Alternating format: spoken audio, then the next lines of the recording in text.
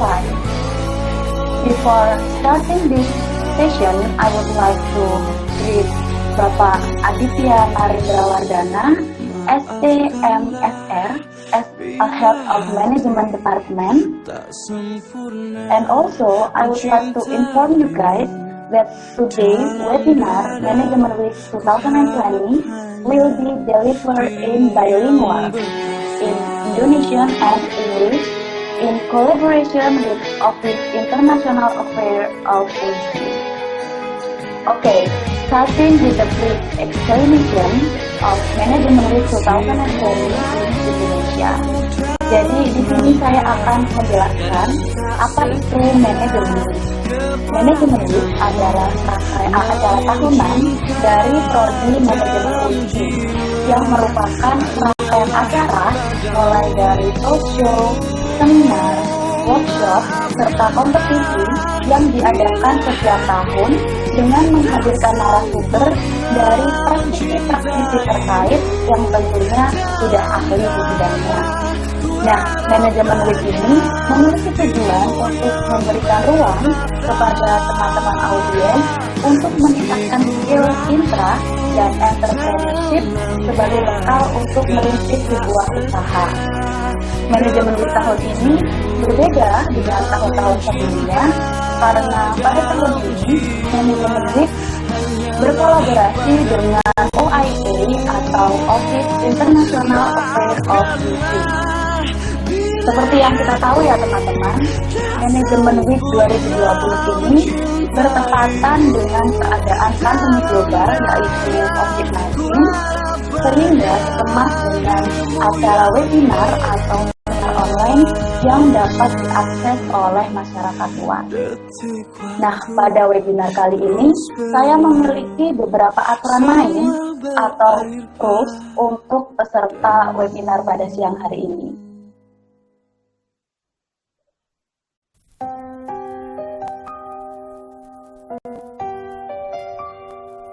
Bisa ditunjukkan rules untuk webinar pada hari ini? Oke, yang pertama, paling lambat join pada link hangout 15 menit setelah waktu yang ditentukan. Mute mic saat pembicara sedang melakukan presentasi. Teman-teman diwajibkan untuk aktif dan tanggap saat webinar berlangsung. Sebisa mungkin untuk online di ruangan yang tertutup. Teman-teman tidak diharuskan untuk on kamera. Teman-teman wajib mempersiapkan sinyal yang baik dan peserta dilarang untuk meninggalkan room meeting jika tidak ada kendala sinyal. Diwajibkan untuk on mic jika ingin bertanya dan dipersilahkan bertanya pada saat sesi tanya jawab. Peserta tidak diperbolehkan untuk menyebarluaskan link webinar. Baik, itu tadi adalah rules untuk peserta. Pastikan teman-teman untuk mengerti dan mentaati aturan main atau rules yang sudah saya sampaikan selama webinar berlangsung. Oke, next, kita akan memiliki persembahan penampilan video profil dari Universitas Internasional Semen Indonesia. Happy watching, guys!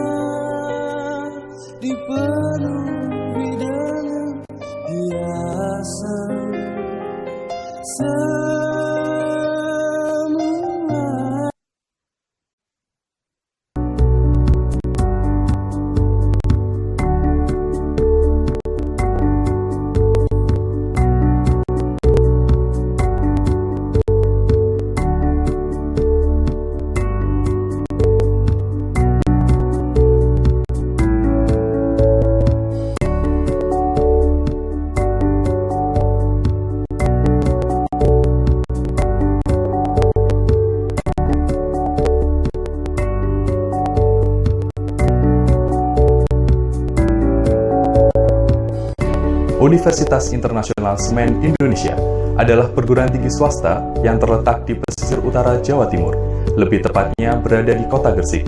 Kota Gresik dikenal sebagai kota industri yang religius. Selain banyaknya industri sekelas badan usaha milik negara atau BUMN, Kota Gresik juga erat sekali dengan julukan kota santri. Maulana Malik Ibrahim, Sunan Giri, dan ragam pesantren adalah contoh kecilnya. Kampus ini berdiri sejak tahun 2013 dengan nama awal Sekolah Tinggi Manajemen Semen Indonesia atau STIMSI, dan pada tahun 2015 berubah nama menjadi Universitas Internasional Semen Indonesia atau UISI, dan telah memiliki 3 sektor kampus diantaranya Kampus A, Kampus B, dan Kampus C. Sebagai bentuk kepedulian tentang sumber daya manusia berkualitas dan lingkungan, PT Semen Indonesia Persero Tbk bersama Semen Indonesia Foundation mempunyai konsep untuk membentuk Green Heritage Campus Building, yaitu sebuah universitas yang diproyeksikan menempati lahan eks-pabrik semen yang sudah tidak aktif lagi. UISI juga berkomitmen untuk membangun area hijau dengan merubah lahan bekas tambang menjadi Eco Green Campus yang dapat memberikan manfaat lebih baik lagi bagi lingkungan dan kehidupan manusia. Dengan usia yang masih muda, UISI telah melakukan akselerasi yang luar biasa. Selain memiliki 3 sektor kampus, terdapat 85 orang dosen tetap lulusan dari perguruan tinggi ternama, nasional dan internasional, serta 85% penelitian dan pengabdian masyarakat oleh dosen terpublikasi setiap tahunnya. UISI juga menjalin kerjasama dengan perusahaan-perusahaan besar di sekitarnya untuk memberikan pengalaman nyata di dunia industri kepada mahasiswanya. Selain itu, program pertukaran mahasiswa dengan universitas-universitas besar di Asia Tenggara telah terjalin secara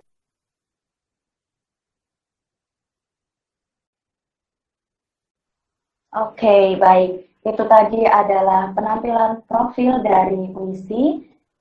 Oke, here we are. Sudah bersama kita pada siang hari ini Ibu Nunung selaku moderator kita pada webinar kali ini. Sebelumnya saya akan membacakan CV dari moderator kita.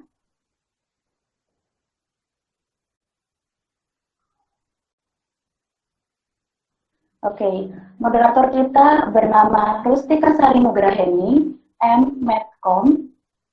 Beliau memiliki latar belakang pendidikan S1 Sastra Inggris dan S2 Ilmu Komunikasi di Universitas Airlangga, atau mungkin teman-teman menyebutnya biasanya dengan UNER.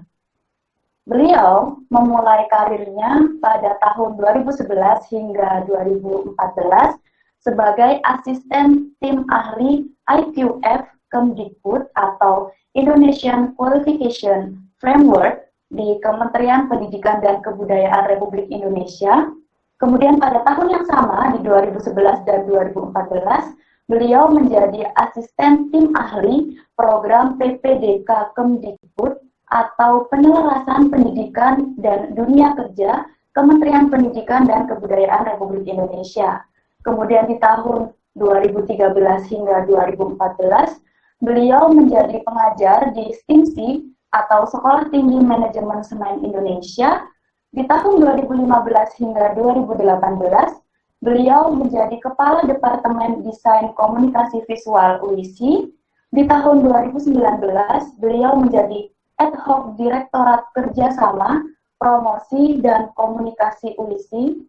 Kemudian di tahun 2019 hingga sekarang, beliau menjadi Kepala Bagian Kerjasama Internasional UISI. Oke, langsung saja, tidak usah berlama-lama.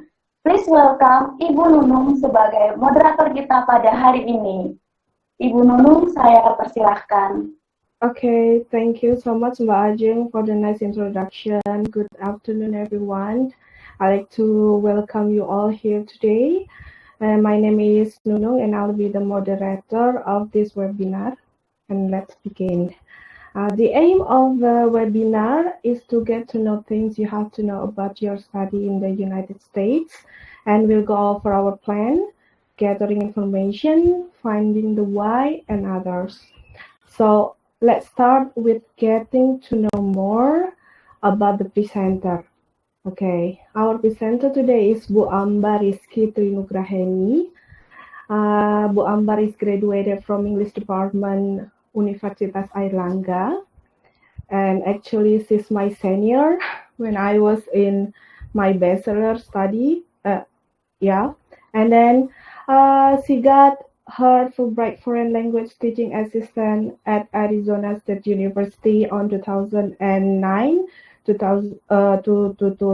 2010, and she was an Education USA advisor at the year 2012 to 2016, then moved to British Council as Internationalizing Higher Education Program Manager for 3 years until last year, and now she's back as the Education USA advisor again. So her office is located at UNER Library Campus Bay on 3rd floor. And for your information, during the session, we are going to hold the question at the end of the presenting session. And if you have any question during the session, please hold. And you can ask later on the chat column on the middle. And you can ask with the formula of your name underscore the question. So we are going to hold it at the end of the presenting session. Well, tanpa menunggu lagi, mari kita sambut pembicara kita pada siang hari ini, Ibu Ambar Rizky Trinugraheni. Bu Ambar, selamat siang. Wah, ini kebetulan presenter kita pada siang hari ini menjadi dual agent ya. Selain beliau menjadi presenter, juga nanti langsung yang akan menyajikan. Ya, Bu Ambar.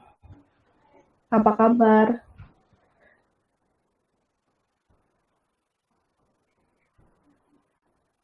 Ini sepertinya suaranya Bu Ambar agak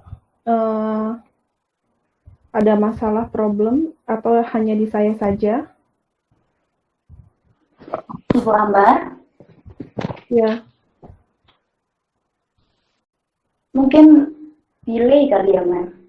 Iya, Bu Ambar, ini suaranya Bu Ambar tidak bisa sampai di sini.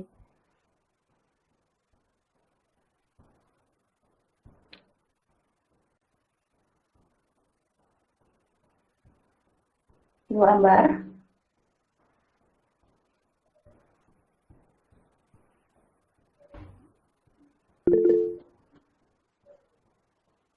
Kalau dari tandanya sih nggak ke-mute ya. Jadi, nggak ke-mute. Ya, coba ini. Oke. Halo, gimana? Apakah udah bisa dengar? Jelas. Ya, bisa. Oke, baik. Ya, namanya aja webinar ya, so technical glitch. Beda dengan kalau kita face to face langsung ya. Oke. Yeah, I'm fine. Alhamdulillah. I hope everyone is staying safe and staying inside. Yeah, sure. Udah masuki bulan kedua nih ya, kita kerja dari rumah atau belajar dari rumah ya. Iya. It's getting more and more difficult and boring, I guess. Yeah, and delaying. Yeah, I know. Yeah. Should I just start then? Yes, please. Oke, coba saya ambil alih untuk presentnya dulu ya.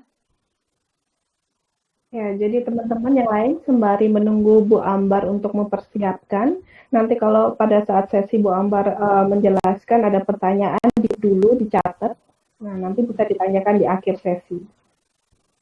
Okay, can everyone see my screen now, my PowerPoint? Yeah, sure. Okay, sure. I'm going to start then. Please let me know if my time is up ya to present. Okay. Hi, good afternoon. My name is Ambar Rizky. Seperti yang tadi dibilang di CV, I graduated from Universitas Airlangga. So, after I left Education USA in 2016, I rejoined in late 2019. Jadi, sebelumnya saya sudah bekerja di Education USA hampir 5 tahun. Kemudian, I left the position, but late last year, akhir tahun kemarin, saya bergabung lagi dengan Education USA yang ada di Konsulat Jenderal Surabaya, yang ada di Citraland ya, yang kalau udah pernah berkunjung ke kantor. Tapi mostly I am based at Universitas Airlangga, jadi hari-hari biasanya lebih sering ngantor di Universitas Airlangga at a library, American Corner, lantai 3. Jadi lebih seringnya ngantor di sana, tapi kadang-kadang balik ke ngantor di konsulat juga. So it really depends. Kenapa kita juga punya di American Corner di Airlangga? Karena supaya lebih dekat dengan students, supaya public juga lebih gampang untuk datang mengunjungi center. Karena kalau di dalam konsulat itu biasanya harus pakai janji ketemu dulu, kemudian karena ada security, makanya we have 2 Education USA centers in Surabaya. One based inside the consulate and one based at the university. Okay, now I would like to move on, like why? Kenapa sih kita perlu berusaha mendapatkan kesempatan untuk studying abroad, baik itu pertukaran pelajar atau mahasiswa atau full degree, begitu ya. Kenapa ke Amerika Serikat? Ya kita tahu dari segi kualitas misalnya universitas-universitas di Amerika Serikat itu consistently selalu berada di ranking tertinggi di dunia, didukung dengan research facility dan juga studies yang mereka keluarkan misalnya, dan juga misalnya mereka juga bisa memberikan yang namanya experience yang mungkin tidak bisa didapatkan kalau kita hanya belajar di Indonesia saja. Misalnya membangun international network, kemudian mendapatkan kesempatan untuk bekerja atau belajar dengan dosen-dosen dan peneliti di dunia, seperti itu. Dan juga pastinya berteman, travel around the US, yang seperti itu.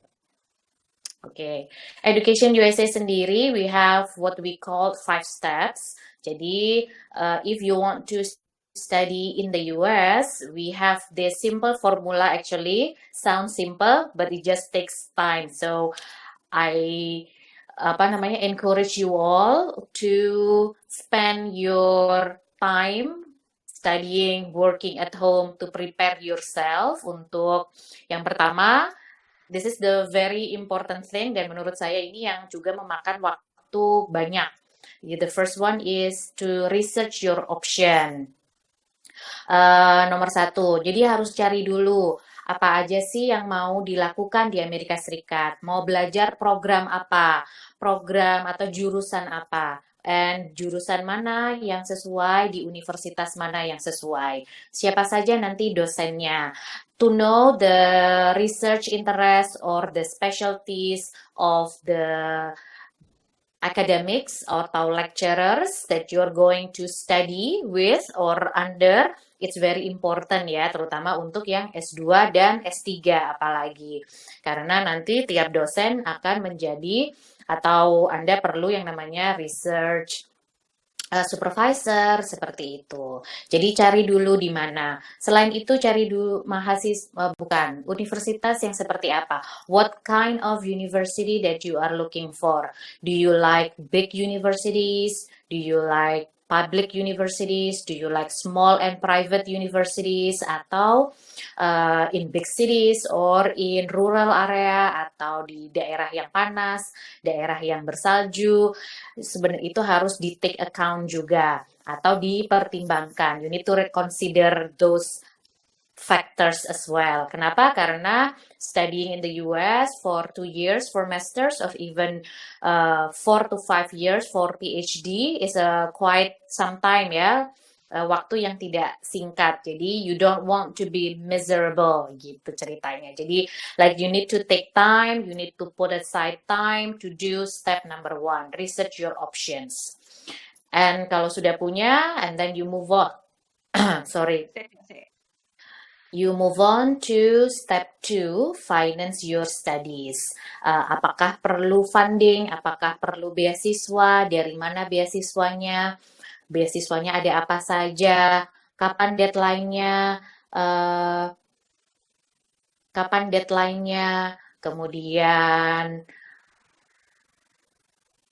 apakah sudah sesuai persyaratan yang kita punya, kemudian requirements-nya apa saja, what are the tests that you need to take, berapa skornya, are you already in that range gitu, apakah skor yang kita punya sudah memenuhi. Jadi, these are the things that you need to find out. Kalau step 1 dan step 2 sudah, so it's getting easier ya. Ke step 3 it's going to be easier than step 2 karena ini adalah complete your application. Enaknya hampir semua universitas di Amerika Serikat will accept your application online. I will go through again step 1 to 5 atau at least sampai yang complete your application karena 4 dan 5 itu tidak terlalu urgent, maksudnya nggak harus sekarang gitu. Jadi I will go through it really quick. But 1, 2, 3, I'm going to go it into more details later.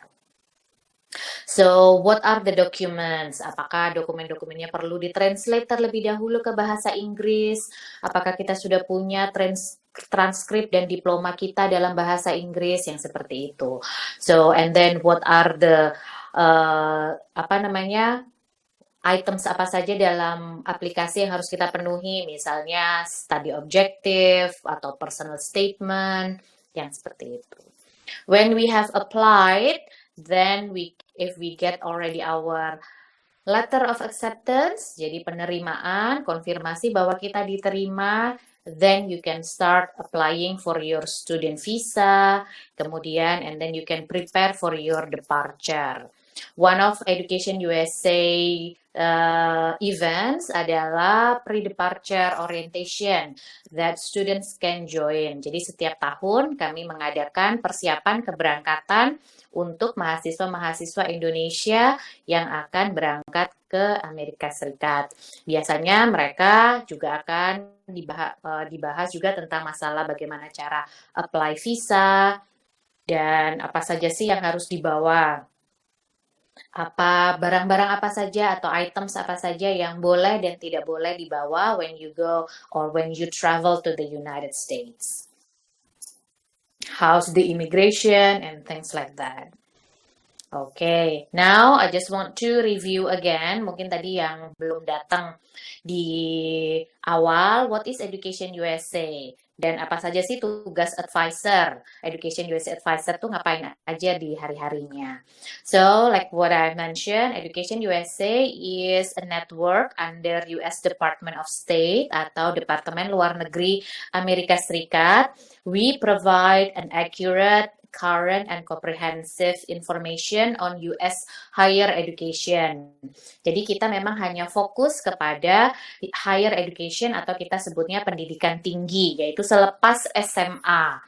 Jadi biasanya informasi yang kita berikan lebih kepada pertukaran mahasiswa, beasiswa untuk kuliah S2, S3, dan seterusnya, atau bagaimana cara masuk kuliah, apa saja persyaratannya, seperti itu, apa saja tesnya. Dan since we are under the US Department of State or under the government, we provide you with impartial and unbiased information on US educational institutions. Jadi, karena kami di bawah pemerintah, kami itu bisa memberikan informasi tentang semua universitas yang ada di Amerika Serikat yang sudah terakreditasi. Jadi kami biasanya tidak melihat ranking, karena kalau ranking itu kan bukan dikeluarkan oleh pemerintah ya, kalau di Amerika Serikat. Berbeda dengan di Indonesia. Ranking itu dikeluarkan oleh lembaga swasta. You can see at the rankings, but the best fit institutions or best fit universities bukan berarti yang rankingnya paling baik kadang-kadang atau yang terbaik, belum tentu gitu. Di Amerika Serikat sendiri, we have more than 4,000 accredited institutions. Ada lebih dari 4.000 universitas yang sudah terakreditasi. So you have like endless options. Di dunia sendiri, Education USA, we have 425 centers. in 178 countries. Jadi kami banyak tersebar di negara-negara di dunia. In Indonesia, we have centers in Aceh, Medan, Jakarta, Malang, Surabaya, and also Makassar. If you are outside Surabaya, and you can find Education USA Center closer to where you live. Oke, di Surabaya sendiri, like I mentioned previously, we have 2 centers. Ada satu di dalam konsulat, ada satu lagi yang di Unair. Begitu. And you can meet us in person after all this pandemic over, baik lewat, bisa janji bertemu dulu di American Corner maupun di konsulat, begitu. In the meantime, please reach out to us virtually ya. Nanti in the end of my presentation, I will share you my email address and also Instagram handle dari Education USA Surabaya. Okay, and all our services is free of charge karena kami dari pemerintah, jadi kami tidak memberi ada biayanya untuk konsultasi, bertanya, bertemu dengan Education USA atau bahkan mengundang kami untuk datang ke universitas atau ke kantor atau ke sekolah, itu biasanya kami tidak ada biaya, begitu. Oke, what can we do for students? Apa sih biasanya yang bisa kita lakukan? Yang pertama, we have a one-on-one consultation services. Jadi enaknya semua pertanyaan yang Anda punya bisa dijawab dengan tepat sesuai dengan kebutuhan masing-masing orang. Karena kan tiap orang pasti punya kemampuan, startnya beda-beda. Jadi, so one-on-one consultation will allow you to be addressed on your certain needs, begitu. We also do a group advising, jadi webinar seperti ini kita sebutnya sebagai group advising. Kami juga punya information sessions, so usually I go to universities, I go to schools, biasanya diundang pada saat mereka mengadakan pameran di sekolah mereka for giving information sessions on misalnya scholarships, on GRE or TOEFL atau IELTS yang seperti itu.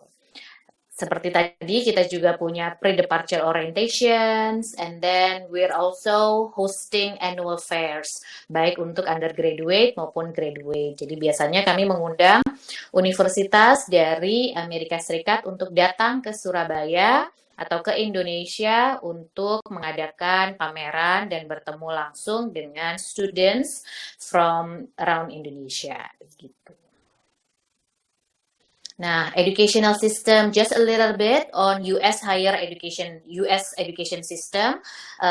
Enaknya Amerika dengan Indonesia ini mirip ya untuk jenjang pendidikannya atau educational systemnya. Sehingga when you graduate from UIC S1, you can go directly to pursue masters at a US universities. Jadi karena sama-sama 4 tahun S1-nya, jadi bachelor degree di Indonesia atau S1 di Indonesia itu bisa langsung diakui oleh untuk masuk kuliah ke S2 di Amerika Serikat. Nah, we have a little bit of statistics, so you can see what are the international students do in the US. So these are 5 major popular fields of study. Jadi ini adalah jurusan-jurusan yang populer di Amerika Serikat yang diambil oleh international students. Nah, jadi jurusan-jurusan STEM yaitu Science, Technology, Engineering, and Mathematics itu masih one of the biggest atau the most popular majors yang diambil di Amerika Serikat. The next one is business, and then we have social science, and then the fourth is foreign language and international studies, and then the last is fine and applied arts. Jadi banyak juga mahasiswa dari Indonesia sebenarnya yang belajar seni di Amerika Serikat. Jadi tidak harus belajar bisnis ataupun STEM fields. So up to 2018, karena nanti 1920 baru akan keluar statistiknya di akhir tahun biasanya untuk tahun 1920. Jadi 2017-2018 ada lebih dari more than a million international students, ya kan? Indonesia sendiri kita lumayan, kita salah satu pengirim mahasiswa Indonesia ke Amerika Serikat yang lumayan besar, yaitu kita di urutan ke-19. So currently there are over 8,000 Indonesian students studying in the US gitu. Jadi sudah dibuktikan bahwa banyak juga mahasiswa Indonesia yang belajar ke Amerika Serikat. So it's not impossible thing to do. Okay, now university options ini kembali lagi kepada step 1. So like I mentioned, we have over 4,000 accredited education higher institutions. Jadi ada lebih dari 4.000 universitas di Amerika Serikat. So what I suggest you is look beyond the brand. Tidak hanya mereknya aja atau nama-nama yang sudah terkenal.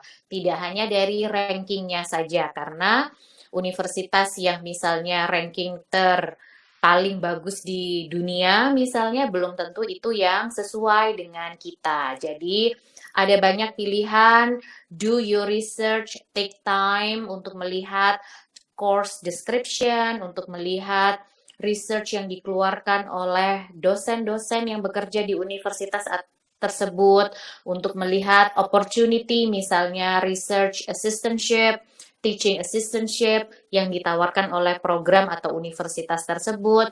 So take your time.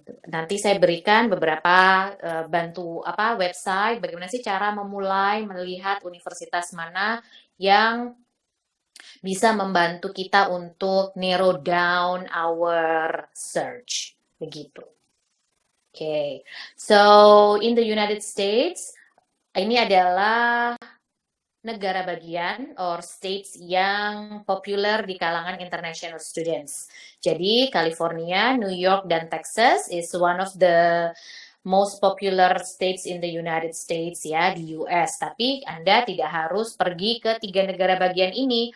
Nah, jadi saya sendiri pergi ke Arizona karena mereka memang punya program yang sesuai dengan saya. Mereka juga punya yang namanya teaching assistantship. Jadi saya selain kuliah juga bekerja menjadi asisten dosen mengajar bahasa Indonesia. Nah, jadi kuliahnya dibayarin pakai bekerja menjadi asisten dosen.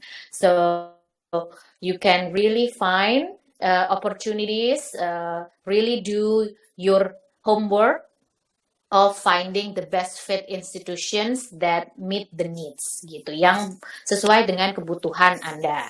Dan tiap orang pasti akan berbeda.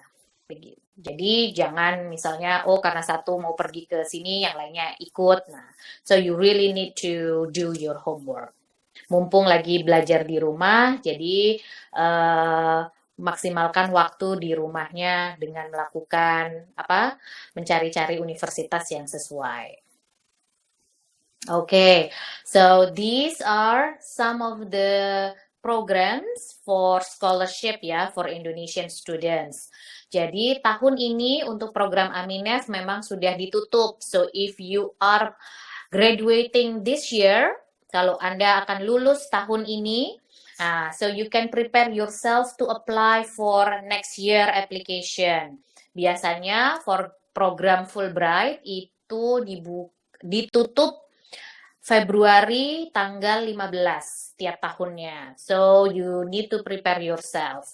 Mulai sekarang bisa dilihat-lihat di website-nya. I can show you the website later on.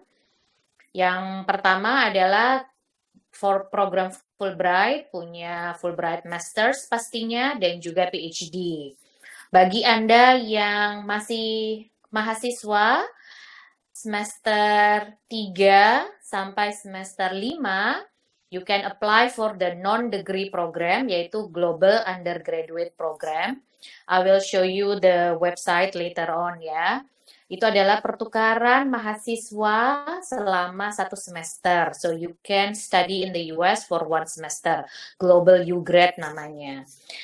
Anda yang lulusan D3, jadi yang belum punya S1 tapi lulusan D3, you can apply for 1 year certification program yang namanya CCIP. Begitu. Oke. I'm going to show you the website. Can you still see my screen if I show you the website? Yes. Okay, thank you. Okay. So, yes, this is the website for Fulbright, Aminef. So, you can go here.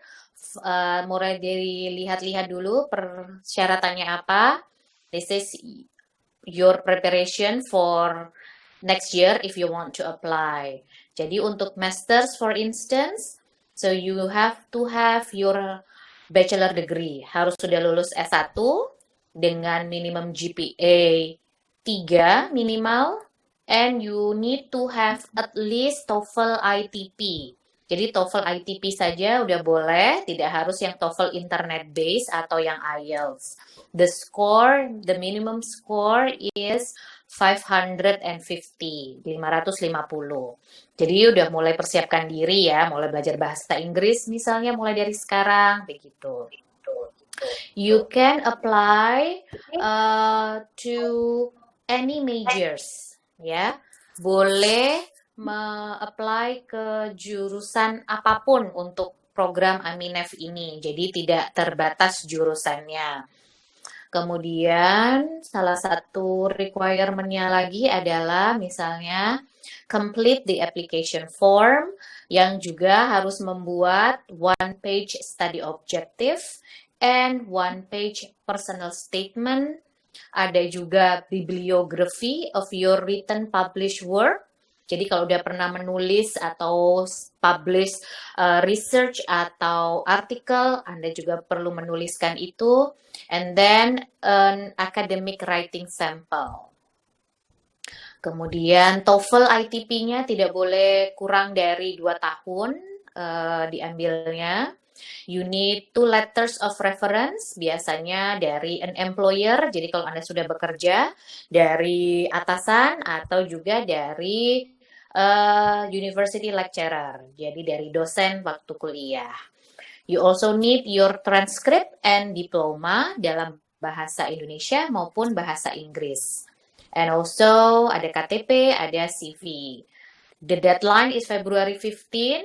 Menurut statistik Aminef, itu hampir 80% aplikan mengirimkan aplikasinya atau aplikasinya sampai itu adalah sehari sebelum deadline. So I encourage and advise you to submit your application a lot earlier than that. Jadi jangan mepet-mepet ya. Jadi makanya mulai persiapkan diri dari sekarang.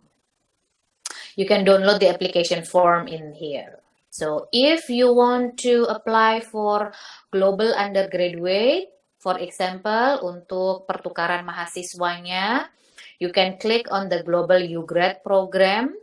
So, Global U-Grad ini adalah, seperti yang saya bilang, pertukaran mahasiswa, tapi biasanya boleh diperuntukkan untuk mahasiswa at least yang sudah 1 tahun sekolahnya, kuliahnya misalnya. Jadi biasanya, dan sudah berumur sedikitnya 18, jadi boleh yang sedang kuliah S1 atau D4. Nah, at least minimum of 1 semester, jadi biasanya boleh semester kedua ataupun semester ketiga, nanti dilihat, harus sudah punya yang namanya skor TOEFL ITP minimum 500, begitu. Dan deadline-nya biasanya di setiap tanggal Desember 31. Jadi nanti kalau sudah mulai dibuka aplikasinya, so start researching and then mulai mempersiapkan aplikasi kalau mau apply di Global U-Grade yang tahun ini, ya kan? Karena masih akan Desember baru ditutup. Sama, you also need two letters of reference and also your university transcript. Terbuka untuk semua jurusan, jadi Anda nanti bisa kuliah di Amerika Serikat sesuai dengan jurusan yang Anda ambil. Begitu. Saya sarankan untuk bertanya kepada your apakah punya supervisor ya kan atau dosen pembimbing ya kalau di Indonesia. Nah, Dosen wali. iya, dosen wali, betul. Thank you Bu Nunung. Mata kuliah apa saja yang diambil begitu sehingga dan apakah bisa kreditnya nanti diakui oleh UISI begitu atau diakui oleh institusi di mana Anda kuliah sekarang begitu. Jadi sehingga lumayan ya apakah bisa jadi misalnya elective mata kuliah pilihan yang seperti itu, elective courses. Nah, so I encourage you to talk to your dosen wali or your supervisor seperti itu untuk bertanya tentang mata kuliah apa saja sih yang lebih baik saya ambil. Okay, so go to the website untuk mulai mencari. Nah, program CCIP dan PhD juga ada di situ ya.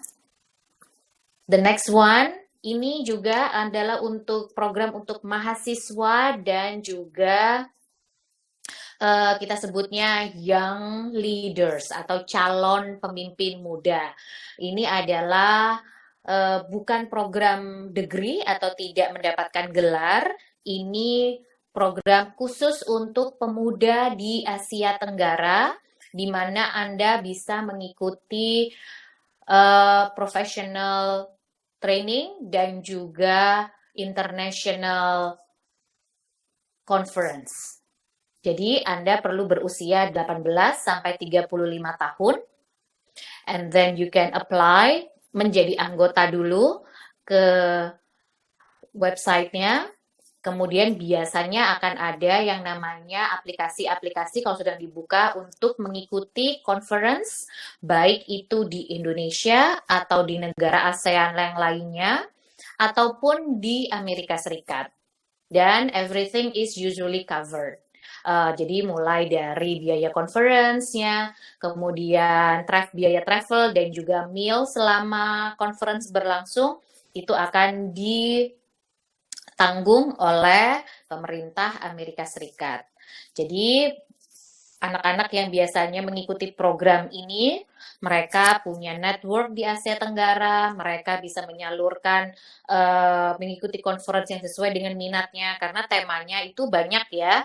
Salah satu yang pernah saya lihat dan saya ikuti karena waktu itu diadakan di Jakarta adalah yang bertema dengan ocean. Jadi bagaimana tentang merawat kelautan di Indonesia, menjaga laut, research apa saja yang berkaitan dengan laut yang ada di Indonesia. So, ini terbuka untuk semua jurusan, semua mahasiswa, baik itu program D1 sampai S2 ataupun S3 selama dalam range 18 sampai 35 tahun gitu. Dari pemerintah Indonesia juga punya yang namanya LPDP, tapi LPDP ini tracknya ada banyak ya. So please check on the website to see their current update. To make sure apakah mereka akan masih membuka aplikasi tahun ini, bagaimana kebijakannya, apakah, nah itu harus selalu update di website mereka. Karena saya bukan dari pemerintah Indonesia, so I also refer to their website to get the current update, dalam artian bagaimana mereka akan menangani beasiswa tahun ini dengan segala macam the uncertainty ya. They have so many tracks, ada beberapa tracks, so you really need to make sure you apply the track that are suitable for you, for your requirement or your kualifikasi. Apakah Anda beasiswa umum, ataukah beasiswa afirmasi, atau targeted group, karena masing-masing stream atau track itu akan berbeda-beda ketentuannya dan eligibility-nya. begitu. Misalnya kalau Anda juga mempunyai KTP beasiswa dari Indonesia Timur, so you can apply to their beasiswa Indonesia Timur, begitu. Kalau Anda alumni bidik misi, so ada tracknya sendiri. So really see which track or stream that are suitable for your qualification. Ibu Ambar. Ya, oke. Oke, mohon maaf mengganggu, memotong presentasinya. Presentasi maksimal selesai pada pukul 14:10, jadi kurang 15 menit ya Ibu. Okay, great. Because I'm about to finish juga. Thank you. Okay. So for LPDP, see which track that are suitable for you ya. Okay, next, seperti yang saya bilang, each university can also give scholarship. Seperti saya teaching assistantship. Jadi bekerja di kampus sehingga kuliahnya bisa gratis. Beberapa universitas bisa memberikan itu. Salah satu contohnya adalah misalnya seperti saya tunjukkan, yang mempunyai teaching assistantship, dan ini biasanya ditawarkan di tiap masing-masing program, bukan university wide. Jadi misalnya karena saya belajarnya dulu di Departemen Linguistik, jadi saya bekerja untuk Departemen Linguistik, begitu. Jadi tiap program, tiap major, tiap department, jadi tiap jurusan biasanya akan mempunyai program beasiswa atau kita sebutnya financial aid yang berbeda-beda sendiri-sendiri. Mungkin Anda perlu melihat alternatif ini, jadi tidak hanya rely on Fulbright, rely on LPDP yang saingannya mungkin ribuan ya, banyak. Sedangkan ini, for example, University of Washington, mereka juga punya program teaching assistant untuk mahasiswa internasional. Bisa dilihat around 15%. Nah, itu teaching assistant yang ada di UW atau kita sebutnya UW kalau di Amerika, yaitu University of Washington, itu adalah mahasiswa internasional. Jadi Anda sebagai mahasiswa internasional juga bisa apply program ini. Program ini biasanya nanti sangat tergantung, bisa mengcover mulai dari keseluruhan biaya sekolah plus juga gaji untuk biaya hidup. But it really depends on each university. So if you do your step 1 well, you can also see that each university can offer scholarship or financial aid. Begitu. Oke. Jadi memang ini adanya di tiap institutions website atau di masing-masing program website ya. This is a typical university application requirement secara general untuk apply ke universitas di Amerika Serikat itu. So usually like online application form of course, and then you have to pay application fee, and then you need to have TOEFL internet based. Jadi kalau ITP tidak bisa ya dipakai untuk apply ke US universities, harus yang internet based dan IELTS. Berapa ininya? Skornya itu biasanya sangat tergantung kepada masing-masing universitas atau program. And then you also have essays, perlu diploma, perlu CV, reference letters. Some universities will require interview. Ada satu ujian lagi, tapi tidak semua universitas biasanya akan meminta. Nama ujiannya adalah GRE atau GMAT. Nah, use your time to start looking at what is GRE, what is GMAT, itu ujian yang seperti apa lagi, bisa diambil di mana di Indonesia. Nah, jadi itu.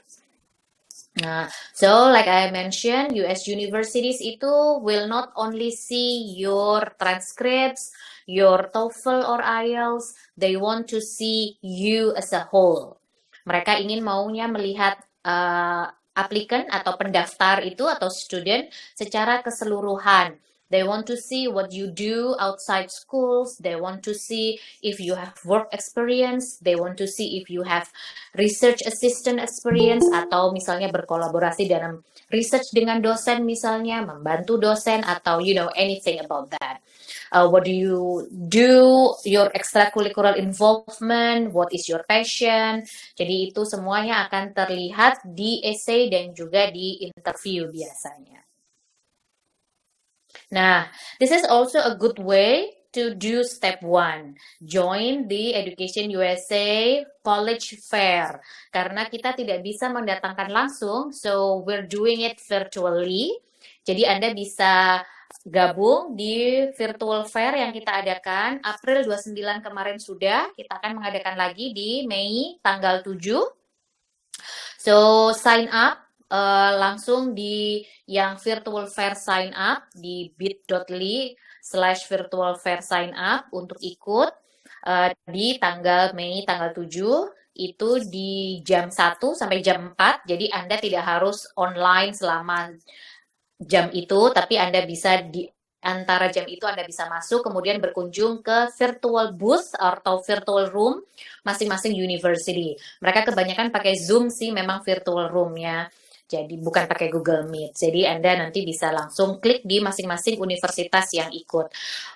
We have around 20 universities yang akan datang, yang akan ikut di virtual fair tanggal Mei tanggal 7. So again, this is the link to sign up.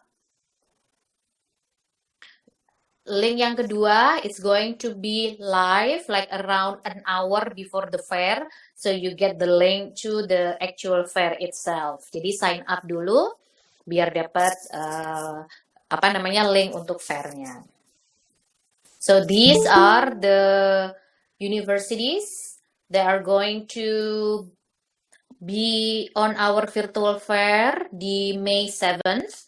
Jadi universitas, jadi yang di sebelah kiri layar itu adalah universities.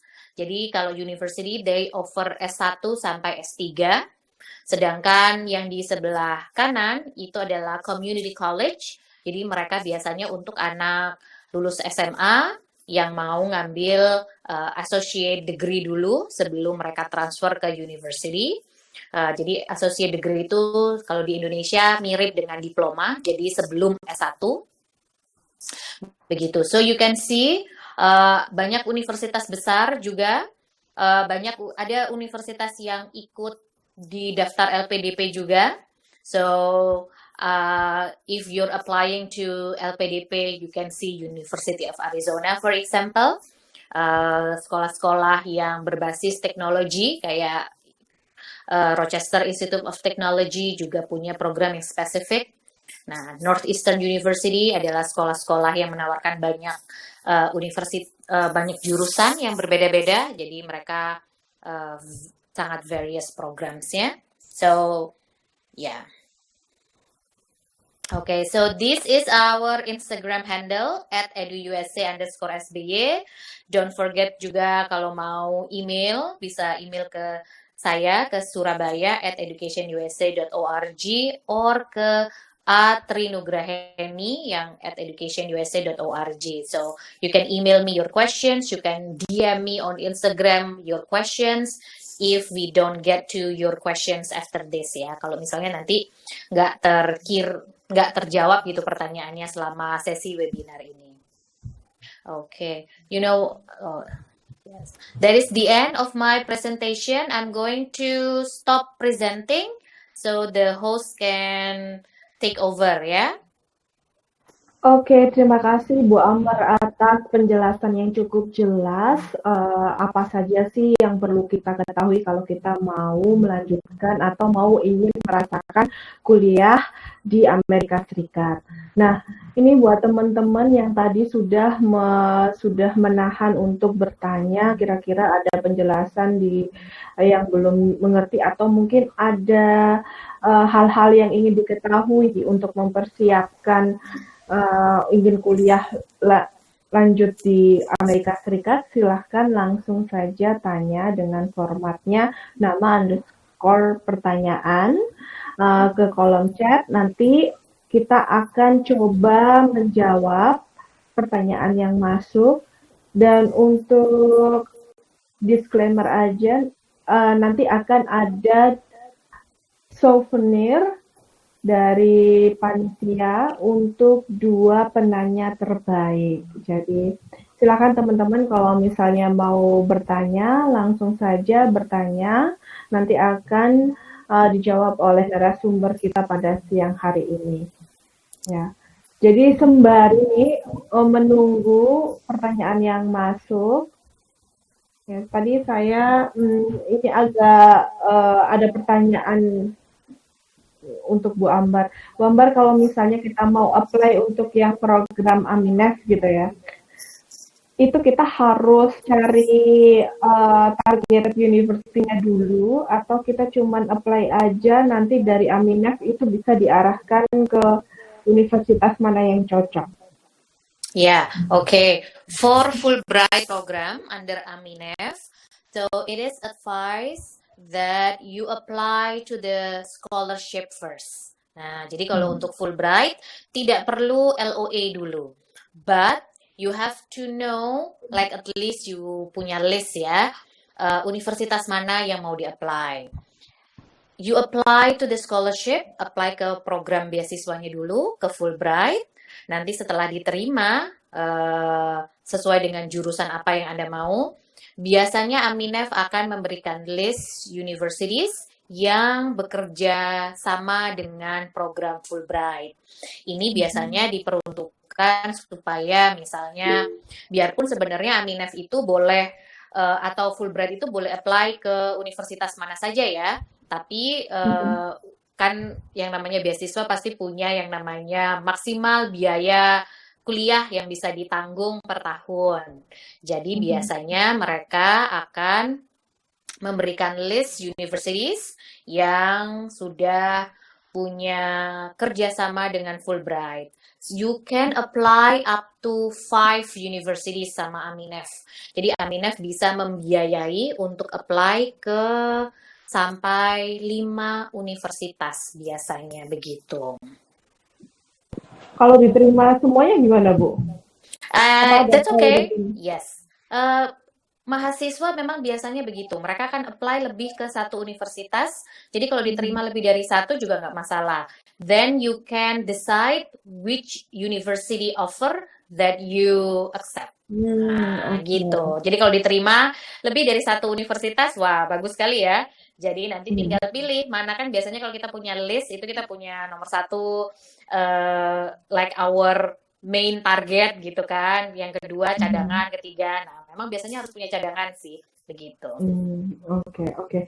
Nah ini kebetulan sudah ada pertanyaan masuk, dan untuk kita batasi untuk sesi pertama tanya jawab ini dengan 3 pertanyaan saja. Yang pertama di sini ada Nur Istighfara. Ini mau bertanya mengenai green card, Bu Ambar. Apakah itu berpengaruh terhadap apply mahasiswa di USA? Kebetulan saya mendengar informasi bahwa keuntungan pemegang green card banyak sekali. Contohnya seperti apply pekerjaan sampingan di USA. Nah, itu bagaimana, Bu Ambar? Oke, nah kalau green card itu berbeda dengan visa pelajar. Green card adalah aplikasi untuk menjadi permanen resident di Amerika. Jadi permanen resident ini tidak harus kuliah ya, dalam bentuk tidak harus karena belajar atau bekerja, no. Jadi untuk tinggal permanen resident di Amerika Serikat. Sedangkan kalau untuk Education USA, kita biasanya untuk students adalah apply visa pelajar. Visa pelajar pun membolehkan Anda untuk bekerja sampingan di atau part-time kita sebutnya di Amerika. Jadi ada 2 tipe yang namanya visa pelajar. Yang pertama adalah visa J, yang umum ya, yang umum visa pelajar yang umum, visa J. Visa J ini biasanya untuk program-program yang didanai oleh pemerintah Amerika Serikat. Contohnya Fulbright. Nah, visa J ini biasanya agak susah untuk kerja sampingan. Like myself, because Fulbright sudah dibiayai oleh pemerintah Amerika Serikat, jadi saya hanya bekerja sebagai asisten dosen saja, dan itu pun langsung untuk diganti kuliah, begitu. Jadi sedangkan biaya hidup ditanggung oleh Fulbright, so it's really depends. Ada visa pelajar yang satu lagi namanya F. Visa pelajar F ini Anda boleh bekerja part-time sampai 20 jam per minggu di kampus. Nah, jadi memang visa pelajar ini membatasi pekerjaan-pekerjaan hanya boleh di dalam kampus dan hanya boleh part-time. Jadi tidak boleh kerja penuh waktu. Kalau penuh waktu nanti kapan kuliahnya. Dan biasanya pekerjaannya di dalam kampus. Pekerjaan di dalam kampus kalau di Amerika Serikat itu sangat banyak. Contohnya yang biasanya paling tinggi gajinya ya pasti jadi asisten dosen, research assistant yang seperti itu. Tapi Anda juga bisa bekerja di library misalnya, ataupun di banyak tempat ya. Kalau di Amerika Serikat itu banyak pekerjaan kalau di kampus itu untuk mahasiswa. Bisa kerja di perpustakaan, bisa kerja di toko buku yang dimiliki oleh kampus ya, begitu. So there are so many employment opportunities actually. Oke, semoga penjelasan dari Bu Ambar cukup bisa memuaskan pertanyaan dari Nur Istifara. Untuk pertanyaan selanjutnya, Ma'am, mungkin untuk Mbak Nur Istifara bisa on mic. Apakah sudah cukup penjelasan dari Ibu Ambar? Ya, sudah kok. Ya. Terima kasih. oke. Sama-sama. Ya, kita ke penanya selanjutnya ya. Ini dari Endina Hana. Ini menanyakan seputar keadaan pendidikan di US selama pandemik berlangsung.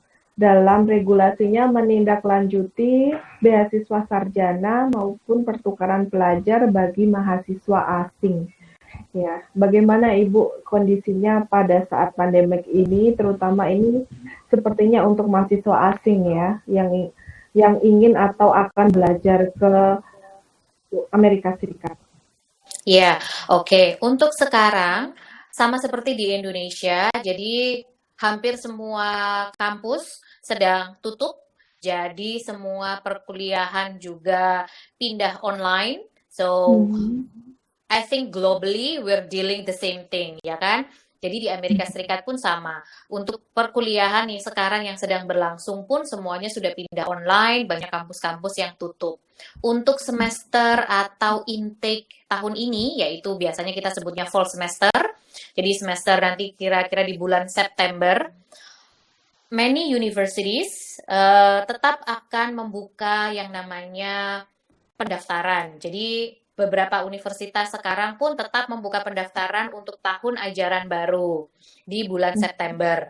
Tapi banyak yang akan memulai, jadi sudah mengumumkan bahwa perkuliahan atau semester fall di nanti September sampai Desember itu semuanya akan online.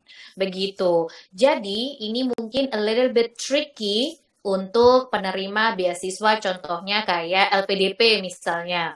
Jadi itu harus dicek ya, kalau Anda adalah LPDP awardee dan harusnya mulai September ini kuliahnya, you need to check with LPDP apakah mereka bisa membiayai satu semester pertama ini secara online, apakah boleh, bagaimana kebijakannya, dan kemudian apakah atau perlu di-defer sampai semester berikutnya. Jadi nanti ikutnya mulai spring. Spring itu biasanya di bulan, ada yang mulai di akhir Januari, ada yang di Februari. Nah, begitu. So it really depends. Jadi sangat tergantung dari kasus masing-masing mahasiswa. Begitu. A lot of underline adalah semua universitas masih akan masih membuka pendaftaran untuk semester berikutnya, tapi kebanyakan akan belum ada yang sudah mengkonfirmasi bahwa fall semester akan online. They will open the campus on spring, gitu. Ada yang sudah menentukan itu. Ada yang masih menunggu perkembangan apakah mereka bisa buka kampus di September ini atau tidak. Begitu sih. Oke. Bagaimana Saudara Endina Hana sudah Iya, Ibu cukup udah jelas? Iya, sudah cukup jelas. Terima kasih atas jawabannya, Ibu. Ya, sama-sama. Oke, kita lanjut ke penanya berikutnya dari Eriza Khairu Rocky. Ya, mau bertanya ini Bu Ambar. Jadi kalau misalnya mau lanjut kuliah S2 di Amerika, tapi tidak pakai jalur beasiswa, namun pakai biaya sendiri, itu apakah bisa? Terus persyaratannya apa saja supaya lebih mudah atau sama? Ya, oke. Kalau tidak pakai kalau tidak pakai beasiswa dengan biaya sendiri ya pasti jauh lebih mudah ya, begitu. Karena kan Anda bisa apply kapan saja, Anda bisa apply ke universitas mana saja, begitu. If you already have the fund, jadi kalau sudah punya biayanya, mungkin yang sedikit berbeda adalah Anda akan ditanya yang namanya financial statement. Perbedaannya hanya itu. Jadi ini menunjukkan kemampuan Anda untuk membayar. Biasanya Anda hanya perlu memberikan bukti maksimal itu 1 tahun biaya kuliah dan biaya hidup. Nah, itu nanti akan diberikan oleh masing-masing universitas. Jadi kalau Anda punya dana cukup untuk membiayai at least 1 tahun kuliah terlebih dahulu, Anda bisa apply. Karena kalau dapat beasiswa, financial statement ini diberikan oleh pemberi beasiswa, misalnya oleh Aminef atau oleh LPDP, begitu.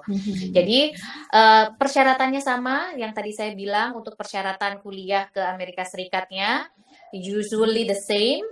Yang berbeda nanti yaitu bahwa financial statement-nya akan diberikan oleh Anda langsung. Apakah itu dengan tabungan sendiri, apakah itu nanti dari tabungan orang tua, begitu. Itu yang nanti harus Anda tunjukkan pada saat apply, begitu. Kita sebutnya jadi financial statement. Iya, bagaimana Saudara Eriza? Semoga penjelasan Bu Ambar ini cukup menjawab pertanyaannya. Tapi kami mau mengingatkan nanti di akhir sesi juga akan di-share link yang bisa diunduh untuk teman-teman kalau misalnya butuh tadi pemaparan dari Bu Ambar ya. Jadi jangan khawatir. Seperti tadi yang sudah disampaikan Bu Ambar, untuk bagaimana syarat-syaratnya apa saja kalau ingin lanjut kuliah di Amerika Serikat, nanti akan dari panitia juga akan membagikan link untuk diunduh supaya nanti bisa dipelajari lagi. Ya. Oke, selanjutnya karena apakah ini sudah cukup jelas, Saudara Eriza? Mas Eriza bisa on-mic, apakah sudah cukup terjawab? Mau ingin hanya kalau semisal tahun kedua di beasiswa gitu, Mas. Oh, kalau misalnya 1 tahun pertama itu biaya sendiri, untuk tahun kedua cari beasiswa, begitu Pak? Iya, Bu. Iya, bagaimana Bu Ambar ini?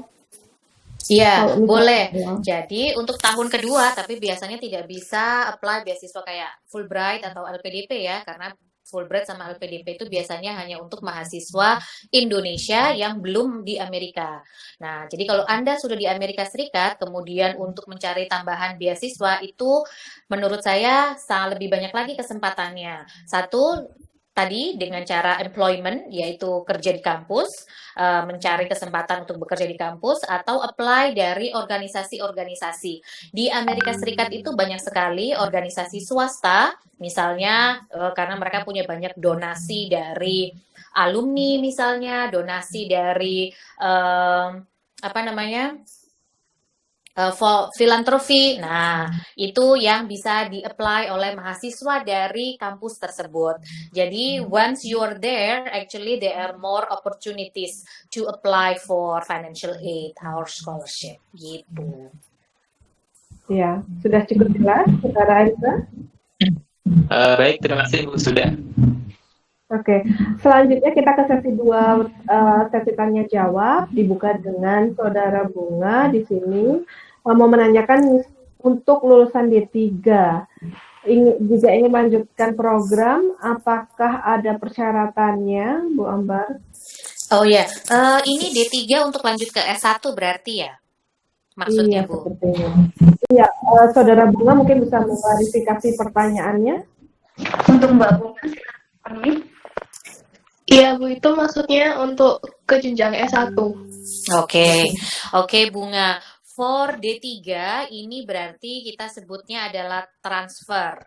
Nah, transfer ini nanti akan sangat case by case sekali, tergantung dari transkrip masing-masing mahasiswa.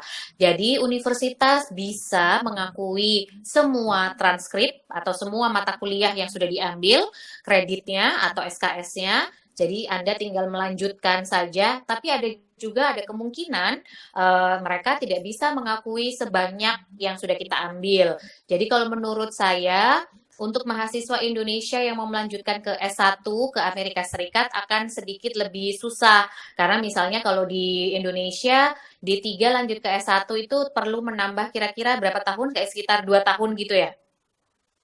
Iya, 2 tahun kalau di Indonesia. Ya, nah di Amerika Serikat bisa sama, bisa juga lebih. Ada kemungkinan Anda harus take longer years. Karena belum tentu semua SKS yang sudah Anda ambil sekarang di Indonesia bisa diakui kreditnya. Begitu.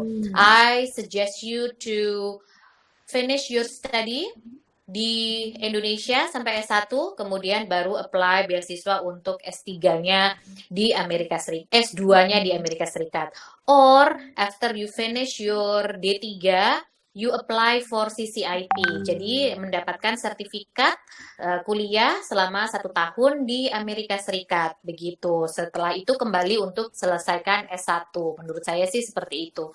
I think it's more effective and lebih efektif dalam biaya juga ya. Begitu. Karena kan beasiswa S1 itu sangat sedikit. Pemerintah Indonesia maupun pemerintah Amerika Serikat tidak punya beasiswa untuk S1. Beasiswa S1 itu biasanya diberikan oleh universitas langsung dan itu tidak penuh, begitu. Oke, semoga cukup menjawab. Apakah sudah cukup jelas, Saudara Bunga? Iya, sudah cukup jelas. Terima kasih penjelasannya. Oke, sekarang kita lanjut ke pertanyaan selanjutnya dari Kusnia ya. Kusnia ini ingin bertanya kepada Bu Ambar tentang program pertukaran belajar. Apakah motivation letter itu merupakan hal yang penting untuk mengajukan diri mengikuti program ini, Bu? Selain harus mumpuni dalam bahasa Inggris.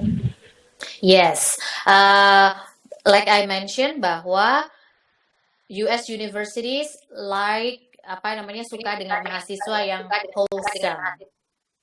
Nah, wholesome di sini dalam artian mereka not only numbers, begitu. Jadi yang TOEFL-nya 550 banyak, yang IPK-nya 3,5 lebih banyak. Nah, so what set you apart? Apa yang membuat Anda berbeda? Itu bisa dilihat dari motivation letter.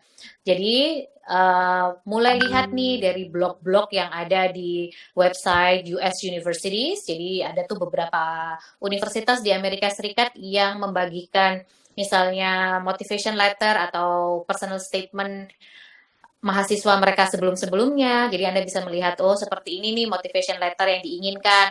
Nah, seperti itu. Atau lihat dari Fulbrighter sebelumnya misalnya. Nah, jadi bagaimana sih cara menulis motivation letter yang baik, begitu. Ikut kuliah online yang MOOCs, begitu, tentang menulis motivation letter misalnya. Jadi, this is the one that set you apart from other applicants soalnya. Jadi, motivation letter harus menarik, harus ditulis dengan baik, bahasa Inggrisnya juga harus baik, karena kalau enggak mungkin mereka akan, baik penerima beasiswa maupun universitas receive like thousands of motivation letters, jadi Anda harus sudah menarik dari the first sentence even, gitu. Jadi kalau first sentence-nya aja sudah tidak menarik, misalnya first sentence my name is Ambar, nah ya udah ngapain gitu ya kan. So you need to like catch the attention of the reader even from the very first sentence, begitu. So you need to practice over and over, misalnya minta tanya ke dosen bahasa Inggrisnya misalnya untuk di proofread dan sebagainya. Iya, ini menginspirasi untuk mengadakan webinar lanjutan untuk khusus sesi motivation letter dengan Bu Ambar. Bisa. Ya, ini bagaimana ini Saudara Kusnia? Apakah sudah cukup jelas penjelasan yang diberikan oleh Bu Ambar? Silakan bisa langsung ditanggapi. Sudah, Bu. Terima kasih untuk penjelasannya. Oke, kita ke penanya selanjutnya dari Firda Nisau Hakim. Ini, kalau misal kita melanjutkan sekolah ke Amerika dan dapat kesempatan untuk bekerja part-time yang sudah disampaikan tadi, tapi kita melanggar aturannya. Semisal ditetapkan part-time 20 jam selama 1 minggu, tapi kita curi-curi lebih dari 20 jam.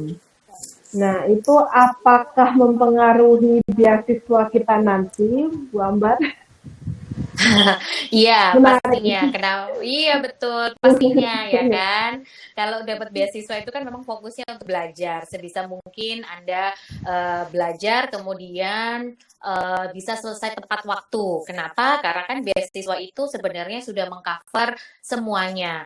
Uang sekolah sudah dibiayain, kemudian uang buku, kayak kalau Fulbright itu juga dapat uang buku, dapat uang komputer di awal ya kan, biaya hidup itu juga sudah di-cover, biarpun biaya hidupnya pasti sesuai dengan UMR ya kita sebutnya. Di negara bagian tertentu di mana Anda tinggal akan disesuaikan dengan UMR di kota atau di negara bagian itu. Jadi harusnya kalau Anda hidup secara wajar, jadi nggak harus sangat sedih-sedih banget maksudnya, it should be okay, harusnya sudah bisa. Dan ingat bahwa beasiswa yang diberikan pada kita itu punya waktu, misalnya kayak Fulbright 2 tahun, jadi Anda juga diharapkan menyelesaikan program Anda 2 tahun. Kalau misalnya LPDP juga begitu, jadi kalau Anda tidak selesai sesuai dengan waktu itu, ya ada kemungkinan Anda tidak bisa menyelesaikan programnya. Sayang sekali. Itu balik lagi juga kepada persyaratan secara imigrasi. Persyaratan imigrasi visa. Nah, kalau bekerja di Amerika Serikat berarti secara legal Anda kan bayar gajinya udah dipotong pajak segala macam. Nah, berarti harus sudah dilaporkan. Nanti nanti akan kelihatan bahwa Anda adalah international students yang harusnya punya persyaratan bekerja hanya paruh waktu, tidak lebih dari 20 jam yang seperti itu. Kalau Anda melanggar juga peraturan imigrasi, berarti ada kemungkinan izin tinggal Anda juga bisa diambil atau dicabut. Nah, so we don't want that, right?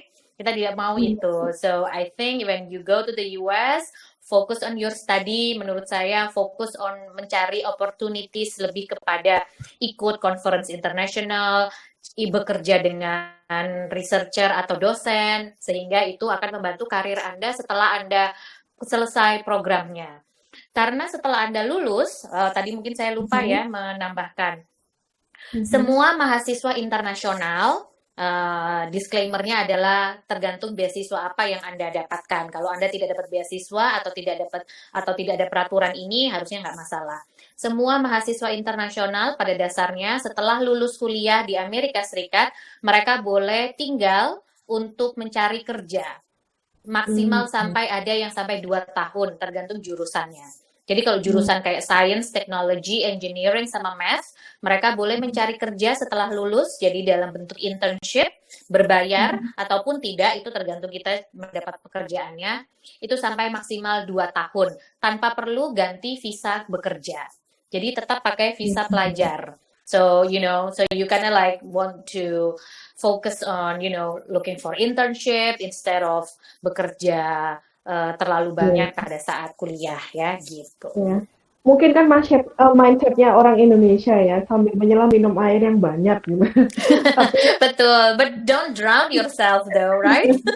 Ya, jadi buat teman-teman ya, ini tolong digarisbawahi. Jadi kalau misalnya memang mau ada minat untuk kuliah lanjut di Amerika Serikat terutama, tolong diperhatikan untuk peraturan yang seperti ini. Jangan sampai dihindari karena penaltinya juga cukup keras ya. Oke, apakah sudah bisa menjawab Saudara Firda?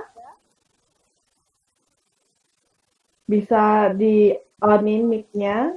Sudah, Bu. Terima kasih. Iya, sama-sama. Oke, ini ada penanya terakhir Bu Ambar dari Cindo Farah Aksyada Agatha. Wah, namanya panjang banget ya. Ya, pada saat mendaftar beasiswa, selain menyantumkan skor TOEFL, biasanya apakah ada tes bahasa lagi? Soalnya misis kan biasanya ada yang nyewa orang untuk mengerjakan TOEFL-nya biar dapat skor besar. Jadi gimana sih, Mbak? Ini Oh Indonesia banget. ya, oke. Ya, nah oleh karena itu kenapa hanya TOEFL, ITP, dan juga internet based dan juga IELTS yang diterima biasanya oleh universitas-universitas maupun lembaga beasiswa. Jadi hanya dari lembaga-lembaga resmi saja. Jadi tidak bisa TOEFL dari misalnya eh, tempat les begitu. Jadi semuanya harus standardized. Itu juga mengurangi kecurangan-kecurangan yang seperti ini. Tapi saya harap nggak ada ya, karena setelah IELTS atau TOEFL tidak ada lagi tes bahasa Inggris. Tapi misalnya kan nanti bisa dilihat juga dari interview misalnya, bisa dilihat juga dari essay, like you get, I don't know, 120 untuk TOEFL. IBT itu udah skor maksimal ya kan dari TOEFL IBT. Tapi kok essay-nya biasa-biasa aja ya. Tapi kok waktu interview grammarnya nggak bagus, like you're struggling, you cannot form full sentence yang baik kayak gitu-gitu. So it really shows, right? Gitu. Jadi like menurut saya kita melakukan semuanya dengan jujur, makanya take this time untuk mempersiapkan diri. Balik lagi kalau perlu les, apakah les dulu mungkin ya, atau ikut prep TOEFL. Nah, jadi like things like that. Iya, for your information, kalau internet based test itu biasanya kita juga pakai kamera ya, jadi benar-benar meminimalisir kecurangan. Kecuali memang nggak standar, itu biasanya banyak yang masih pakai calo untuk ngerjain. Tapi pasti kalau standar pendidikan di Amerika Serikat itu sudah dipikirkan matang-matang. Jadi teman-teman juga harus aware untuk itu ya. Bagaimana dengan Saudara Cindo? Apakah sudah cukup jelas penjelasan yang diberikan oleh Bu Ambar? Silahkan menanggapi dengan menyalakan mikrofonnya. Iya, Mirs. Sudah jelas. Terima kasih. Oke, mungkin ada pertanyaan lain yang masih belum jelas. Oke, kalau nggak ada, mungkin nanti sakit seperti tadi. Saya cuma mau mengingatkan saja, nanti di akhir session ini, panitia mungkin akan bisa share link untuk mendownload materi pada siang hari ini. Nah, before we close, let me just summarize the main points. Yang pertama adalah kalau kita ingin studi lanjut ke Amerika Serikat, kita harus berusaha keras untuk mencari kesempatan, ya. Jadi kita harus cari-cari, kita searching mana universitas yang ada di Amerika Serikat yang sesuai dengan passion dan minat kita. Jadi kalau kita mau melanjutkan ke jurusan apapun, itu harus dicari satu-satu yang cocok dengan diri kita, itu yang mana itu kita yang tahu. Jadi kita harus sering proaktif untuk cari tahu. Yang kedua, kalau misalnya masih kepengen nanti setelah pandemik mungkin ingin ketemu langsung dengan Bu Ambar untuk konsultasi seperti tadi yang disampaikan, saya cuma mau mengingatkan kalau di Surabaya itu ada 2 American Corner-nya, jadi bisa yang satu ke UNER di kampus B, atau bisa ke Konjen Amerika Serikat di Ciputraland ya, jadi di Surabaya Barat. Jadi dipilih di antara 2-nya. Atau kalau mau lebih spesifik lagi bisa langsung DM ke Instagramnya Education USA. Di sana nanti akan dibalas supaya nanti bisa ketemu matchingnya, jadwalnya untuk bertemu. Ya. Oke. Last but not least, jangan lupa ya untuk follow Instagramnya Education USA at @dusa_fby dan juga Instagramnya OIA UIC, jadi oia.uic. Oke, ini yang terakhir Mbak Ajeng untuk pemilihan 2 penanya terbaik. Ini diserahkan ke panitia atau ke Bu Ambar? Jadi ya karena sesi tanya jawab sudah selesai ya Ibu, Bu Ambar memiliki kesempatan untuk memilih 2 penanya terbaik dari pertanyaan-pertanyaan yang sudah tertera di screen ya Ibu Ambar. Silahkan. Okay, so I will choose. Yang pertama adalah tentang motivation letter dari Kusnia Pratama Putri, right? Oke. Okay, and the second one is on ini Endina Hana, jadi pendidikan di US selama pandemi. Oke, selamat kepada 2 penanya yang terpilih. Ya, untuk selanjutnya saya kembalikan ke pembawa acara kita hari ini. Mbak Ajeng, silahkan untuk melanjutkan. Baik, terima kasih kepada Ibu Ambar selaku pemateri pada hari ini, dan terima kasih juga kepada Ibu Nunung selaku moderator kita pada hari ini. Dan saya ucapkan selamat kepada Mbak Kusnia dan Mbak Endina Hana karena terpilih menjadi penanya terbaik. Nanti Mbak Kusnia dan Mbak Endina bisa menghubungi panitia dengan DM ke Instagram Manajemen Week @mgweek 2020 untuk mendapatkan souvenir yang telah disiapkan oleh panitia. Okay, and I would like to remind you guys, don't leave this session yet because after this session we are going to have a photo session. Jadi teman-teman dimohon jangan meninggalkan sesi di Google Meet terlebih dahulu karena akan ada sesi foto bersama yang akan dipimpin oleh tim IT dari Manajemen Week. Dan saya menghimbau kepada teman-teman untuk menyalakan kamera. Saya ambil alih aja. Ya Mas. Teman-teman, Bapak nyalain kameranya.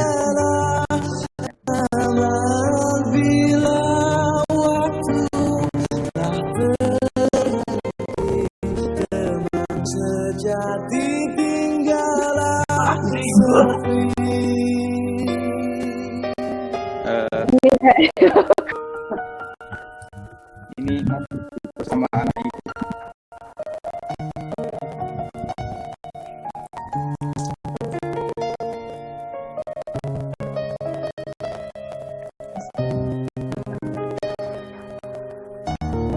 Ini Pak Adit sudah bilang.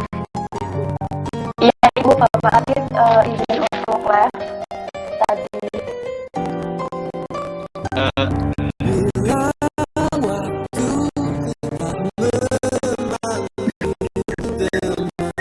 Hitungan mundur ya.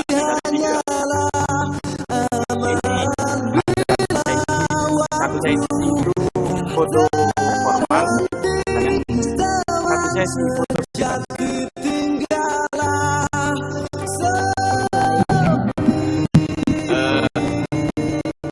hitungan mundur tadi ke ini formal 3, 2, 1.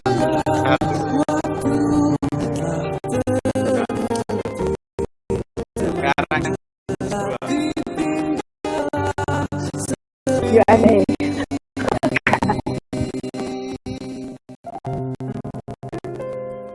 Siap, hitungan mundur dari 3. Ini foto gaya bebas ya.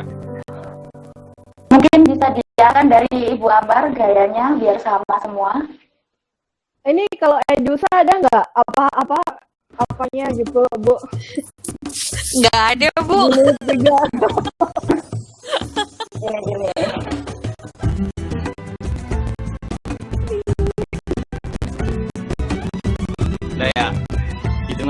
dari tiga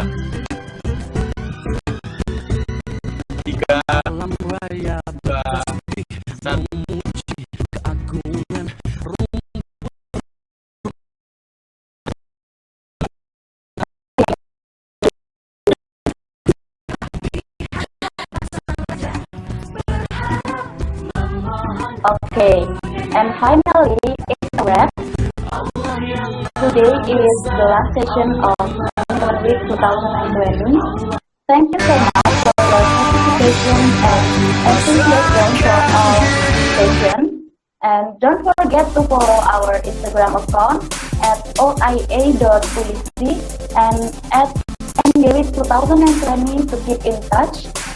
I'm sorry if I have mistakes during this webinar today. I hope that all the information and knowledge we got in this webinar Management Week 2020 will give many benefits on us. That's all for me. Wassalamualaikum warahmatullahi wabarakatuh. Sampai ketemu di Management Week 2020. Waalaikumsalam warahmatullahi wabarakatuh. Thank you Bu Nunung, thank you Aja, thank you. Thank you. Iya, Bu Ambar. Thank you everyone. Yes. Iya, Bu Ambar ini dapat salam dari Mbak Ida. Oh, Masih iya. Iya. Langsung ingat waktu saya posting. Mungkin nanti langsung di suapin sama beliau. I know. Oh, yes, please. Ya, salam balik ya Bu Nunung. Terima kasih. Iya, sama-sama. Oke, bye. Bye. Kita WhatsApp fotonya ya, Jen. Ya Bu, siap. Saya akan Oke, thank you. Bye. Bye-bye. Selamat buka puasa ya. Masih lama. Aduh.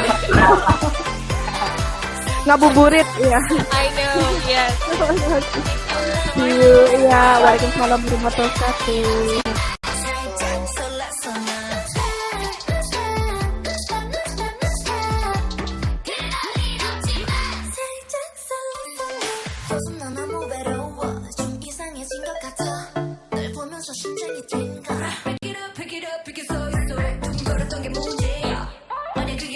Ajeng mungkin bisa stay ya Jeng ya. Kita closing panitia dulu di sini Jeng. Baik Bu.